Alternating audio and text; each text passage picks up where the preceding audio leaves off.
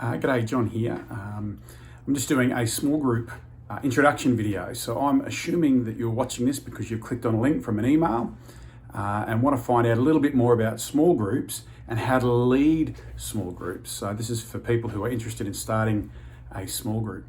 And so small groups are a really critical part of life at Gold Coast North Anglican Parish. We have close to 20 different groups and we take a bit of what we call, I guess, a bit of a free range approach. A lot of us think of maybe small groups as traditional Bible studies where you gather and then you have a cup of tea and then crack open the Bible and work through a passage and then pray for each other. And we certainly have groups like those and they are important. But we also believe in having a wide range of groups. And so we have groups that just meet for a cup of coffee and encouragement. We have groups that do an activity like craft, or groups that seek to serve and bless others like our Mainly Music group. We have a range of groups in our parish.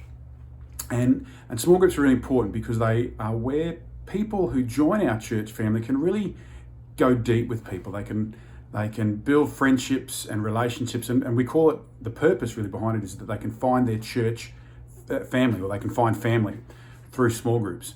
And we see this because, and we model this after Jesus. Jesus himself gathered people and traveled through life with them. He gathered the disciples, poured into them, encouraged them, blessed them, and supported them. And it was utterly transformational for them. And it's how those disciples reached their potential. And so we want to help people know and follow Jesus and reach their potential in him. And we believe small groups and finding family through those small groups is a really important step because it allows us to sort of, be vulnerable with each other and to open up about things and to be supported and encouraged. And so, if you're watching this, you might be thinking, well, gosh, John, I don't know where to start. Well, there's a few ways. Maybe there's a passion or an interest that you'd like to gather some others around for the purpose of connecting and encouraging. So it might be you really want to study the Bible more deeply.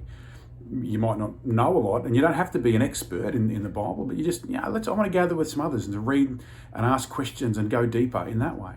Maybe there's something that you're into. Maybe it's walking, or it's a particular activity, and you think, well, maybe there might be some people who might gather with me for that. And so have a pray, talk to God, and say, God, how might I start a group? And then if something starts to come to you, I'd love to chat with you about that and to discuss how you might take the next step. So we would have to have a bit of a discussion about it. Have to see if you're well shaped to actually lead a group and you understand what's involved. There'd be some paperwork involved. And then we would have to include it in our small groups brochure, and we promote that twice a year. But for starting groups, we can sometimes put those into e-news and so forth to communicate those. And then it's about trying to just let people know and just praying and trusting the Holy Spirit will draw people to your group. Now, sometimes groups work and people click and you get a few people straight away. Other groups don't seem to quite click. Maybe the timing's not quite right. So we just trust God and we can always try something different. And so small groups are really critical. Thank you for watching this video and just taking some time to sort of just learn a little bit about small groups and how the next steps are.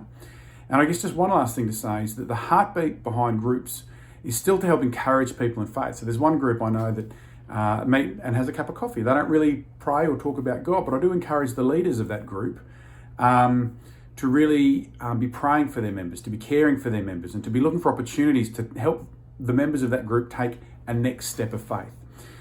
Because ultimately, a small group isn't to be a cul-de-sac or a dead end where people just land and that's it. But it's a space where they can kind of grow, but also be encouraged to take their next step of faith. Whether that's to encourage people to start coming to church more regularly, or go to a particular activity, or to join in serving somewhere in the church, or what have you. We've all got a next step to take, and small groups can help facilitate that. All right. So, enough from me. Thanks for watching. Just a bit of a rough, short video, but just want to give you a bit of an idea because we really want to encourage, because particularly in light of coronavirus, we sense that actually small groups have been so life-changing and life-giving for people, and we want to be able to bless more people and help you be able to lead a group to do that. All right, cheers. Get in touch. All right, God bless. Bye.